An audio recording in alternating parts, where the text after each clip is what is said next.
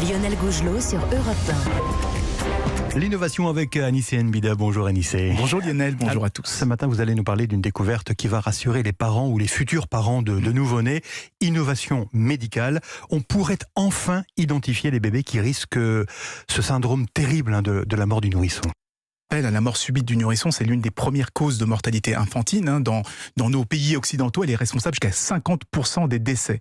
Alors on a fini par comprendre qu'elle était liée à plusieurs facteurs. Il faut que le bébé soit à un moment critique de son développement, qu'il soit aussi dans un environnement propice, par exemple quand il dort sur le ventre ou qu'il respire de la fumée de cigarette.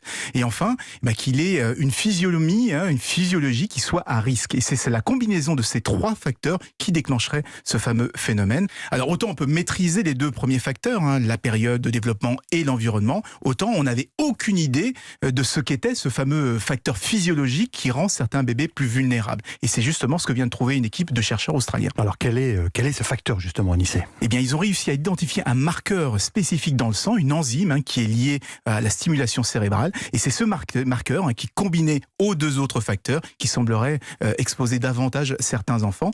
Et du coup, il suffirait d'une simple analyse sanguine à la naissance pour identifier les enfants qui sont le plus à risque. Ça permettrait de leur garantir une surveillance bien particulière qui pourrait éviter certains drames. Alors, ça n'a rien de théorique, c'est des conclusions qui s'appuient sur une étude qui est réalisée sur des centaines de nourrissons pendant plusieurs années et elle vient d'être publiée dans la revue scientifique e-biomédecine. Alors, quand est-ce que ces résultats pourront être mis en application dans les maternités ? Alors, comme toute innovation médicale, il faut d'abord être très prudent. Il s'agit de passer tout un ensemble d'essais cliniques qu'il faut éviter. Il faut valider et revalider une fois de plus la méthode pour s'assurer qu'on a vraiment trouvé le bon marqueur. Mais l'objectif, c'est d'arriver à inscrire ce marqueur dans le protocole classique de dépistage qui est pratiqué sur l'ensemble des nouveau-nés.